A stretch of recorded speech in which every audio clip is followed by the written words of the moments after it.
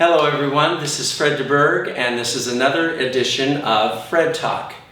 The music that you are listening to is music from one of my all-time favorite saxophonists, Uriel Vega. And he just happens to be sitting here ready to do an interview with me.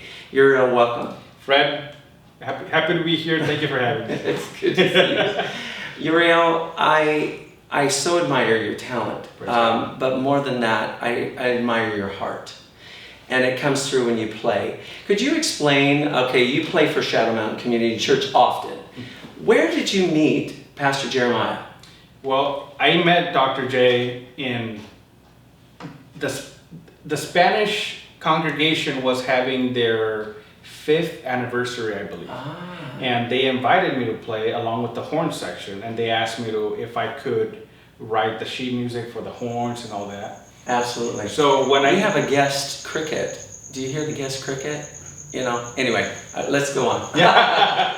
Anyway. Yeah. So when I did that, and there was really nothing much for me in the end, well, I thought to myself, well, God will provide somehow. Absolutely. And then the ball started rolling. And it's just like one of those things. That's why I do so many things at no charge, and I do so many things, because I know that God is gonna, He's not gonna leave you, to not have any competition. Right. He's always gonna bless you in a lot of ways. Thank you for not charging me. No, I didn't mean it that way, but I know, yeah. But I mean, so I met him there. I came the first Sunday, and then a week later they invited me to do the staff Christmas banquet. Right. I did that, and then I didn't hear anything back for a few months, and then I got a call from Dr. J and says around February, and he says, Uriel, would you like to come to Israel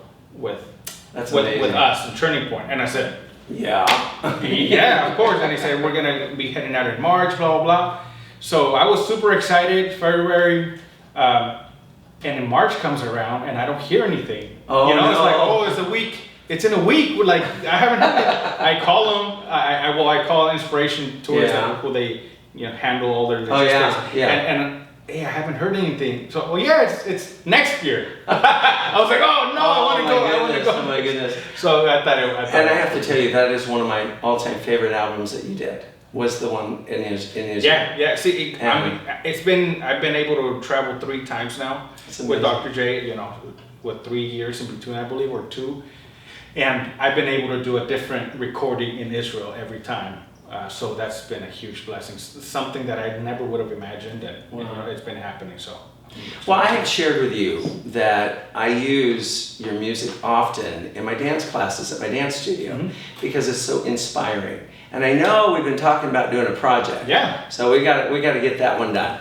Can you tell me when did you start playing the saxophone? I started playing at age 9-ish. Okay. Age 9-ish.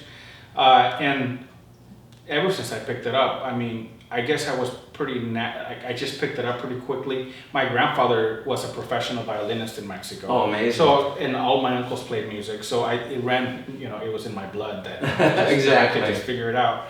And it was cool because where I started playing, in the church that I started playing, there was another 3-4 kids my age that played, and they were more advanced than me, probably by a year. So that was motivation for me when I was absolutely. I was like, I gotta get better. So it was huge for me, and figuring it out. And I guess it's a testimony, to God that I did my first recording when I was 12 years old. Wow. All my friends pushing me to become better, and also the grace of God and allowing me to get better. I've been able to do that. Record and do all that since. So, it's amazing. Blessed, Now, recently, you met somebody special in your life. Yeah. And she happens to be sitting right over there. But where did the two of you meet? We met through mutual friends. Okay.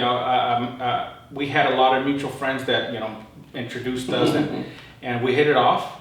And actually, we dated about 6 years ago for a couple months. Really? And it didn't really work out. So God had a different plan for you. Yeah, right? exactly. And it didn't work out, but then we had 3-4 years apart.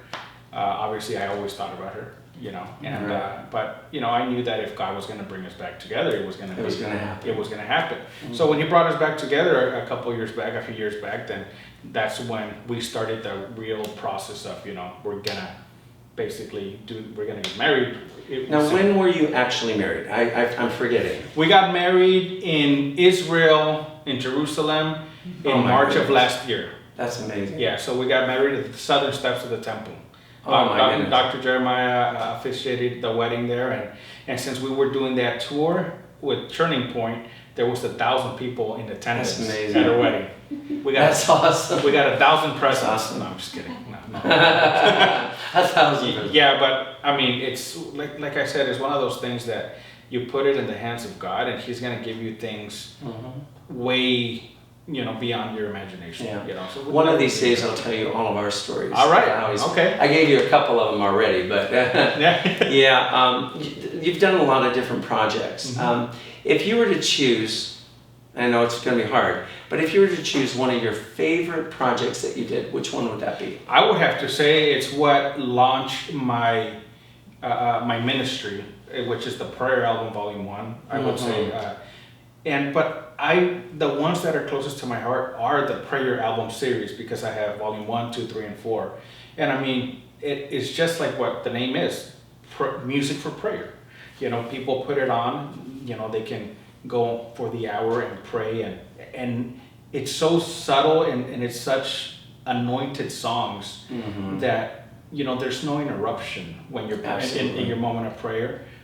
Sometimes you could be listening to Michael W. Smith song, whoever, and then nice slow song, then all of a sudden the next one's all fast, and it cuts your prayer there. So that's why it was important for me to make those, and I really feel that God has blessed me a lot with those albums, because I'm making music for His children to get closer to Him. Exactly. So well, you have no idea how much your music has meant to me, because I've used it in my meditation, I've used it in my stretching. You're very much present in my dance studio, so just know that. And you've been a blessing to me, and you've definitely been a blessing to even come here and allow me to introduce you to the community. It's been pending for a while, so I'm happy that we were able to make it work. Well, I do. Like I told you that we moved to Utah, so. When did you do that? We did that in March. Right? It was crazy because. This March? Yes. During COVID? Yeah. When the quarantine was in place, basically that day, like, all right, mandatory quarantine, whatever. We had the U-Haul in our front yard, like, okay, well, we got to load up and go.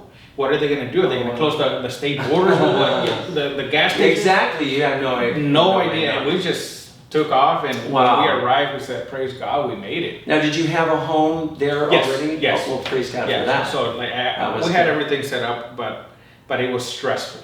Well, speaking of March 19th was when I had to close down. That's my birthday.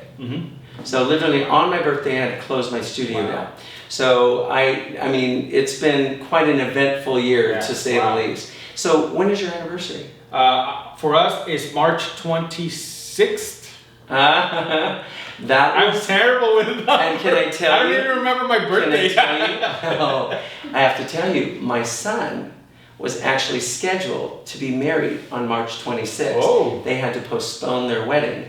And then they decided, instead of getting married at Summers Past Farms, they decided that they didn't want to wait, and they got married at Panda Express, where they first met. Wow, that's super cool. Yeah, and then they got a lot of food from Panda. It was really cool. So anyway, Guy, I have to tell you, thank you so much for this interview, and I hope you enjoyed it. Loved it. It's so nice to just have a conversation with you. Ladies and gentlemen, this is another edition of Fred Talk. My name is Fred. Keep the arts alive. We need to fight for the arts in San Diego. God bless you and have a great day.